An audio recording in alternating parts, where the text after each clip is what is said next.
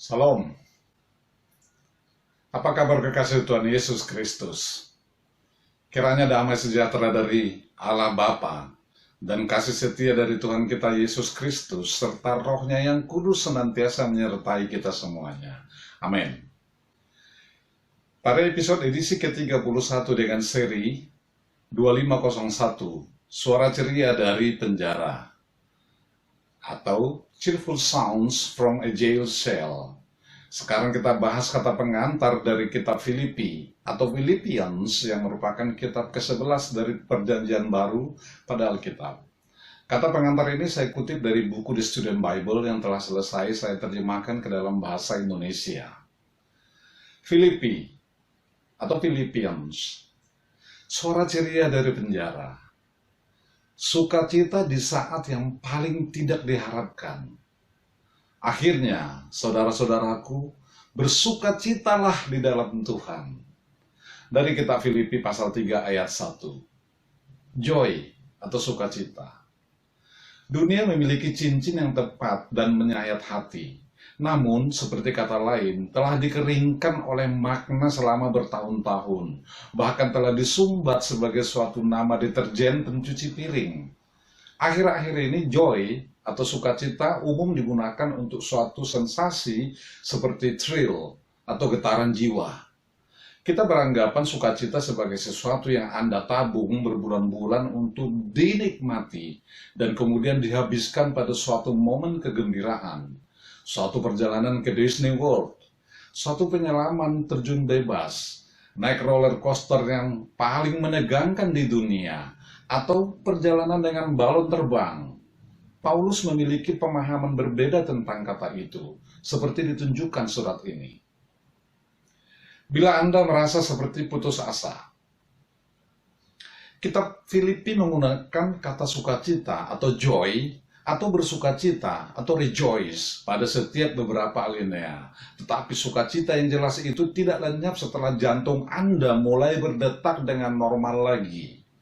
Bersukacita, kata Paulus, ketika seseorang dengan egois mencuri pusat perhatian dari Anda, dan ketika Anda mengalami persekusi untuk keyakinan Anda, dan ketika Anda menghadapi kematian. Faktanya, kitab yang paling penuh sukacita di dalam Alkitab berasal dari pena seorang penulis yang dirantai oleh tentara Romawi. Banyak ahli meyakini Paulus menulis kitab Filipi di Roma persis sewaktu Nero mulai mengguncang jemaat Kristen kepada singa-singa kelaparan dan kemudian membakar mereka untuk dijadikan sebagai obor penerang jamuan makannya. Bagaimana bisa seorang tradisional mempersembahkan sebuah surat dengan topik sukacita sementara hidupnya berada dalam bahaya yang serius? Dalam lingkungan seperti itu, bagaimana sukacita bisa menggemarkan hati? Mengubah kejahatan menjadi baik. Paulus memberi tanda pada sebuah jawaban dalam suatu rentetan kepandaian berbicara pada pasal 2, ayat 5-11. Hal ini, alinea metrikal mungkin dapat menjadi sebuah himne yang akrab bagi gereja permulaan.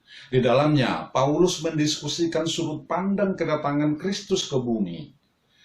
Pada musim Natal, kita merayakan malam kebesaran Tuhan mengunjungi bumi dalam wujud seorang bayi mungil. Tetapi bagi sebagian penduduk bumi, peristiwa itu dipandang seperti sebuah penghinaan mencengangkan Tuhan, pencipta semesta alam, mengambil tubuh seorang manusia yang tidak mengesankan untuk menanggung sengsara kehidupan dan kematian mengerikan di planet bumi. Paulus menekankan kematian ini untuk memperlihatkan bahwa Tuhan dapat mengalami bahkan momen tergelap dalam sejarah dan membalikkannya ke dalam kebaikan. Salib dan Yesus yang tidak mati membuktikan bahwa tidak ada yang cukup berkuasa untuk memadamkan suatu alasan kepada sukacita. Sukacita di dalam Tuhan. Demikian kata Paulus. Kemenangan di penjara. Bahkan situasi tertekan yang umum terjadi di penjara tidak mengganggu Paulus. Saat menulis kitab Filipi, dia harus mengingat kembali kunjungan pertamanya ke Filipi. Kemudian timbul pelarian diri dari penjara yang tidak biasa.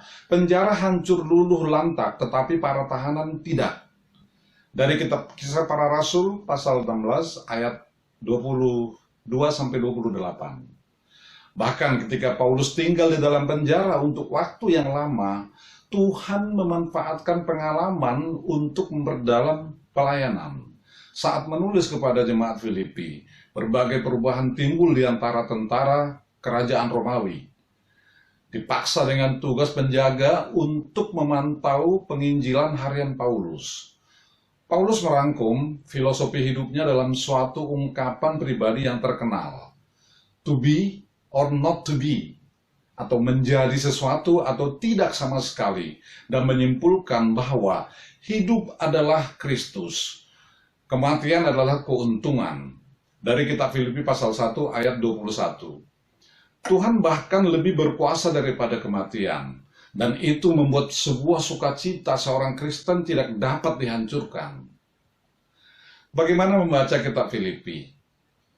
Kitab Filipi adalah kitab sederhana dan langsung. Ini bukanlah suatu risalah formal. Bacalah seperti Anda membaca surat pribadi lainnya. Dari kisi-kisi yang diberikan Paulus, cobalah untuk membayangkan hubungan antara dia dengan jemaat Filipi. Apa yang disukai tentang mereka? Mengapa mereka begitu penting bagi dia? Kata pengantar merujuk kepada penggunaan umum dari kata-kata joy atau sukacita dan rejoice, bersukacita. Periksa masing-masing. Perhatikan bagaimana Paulus bisa menemukan sukacita di dalam berbagai situasi lingkungan.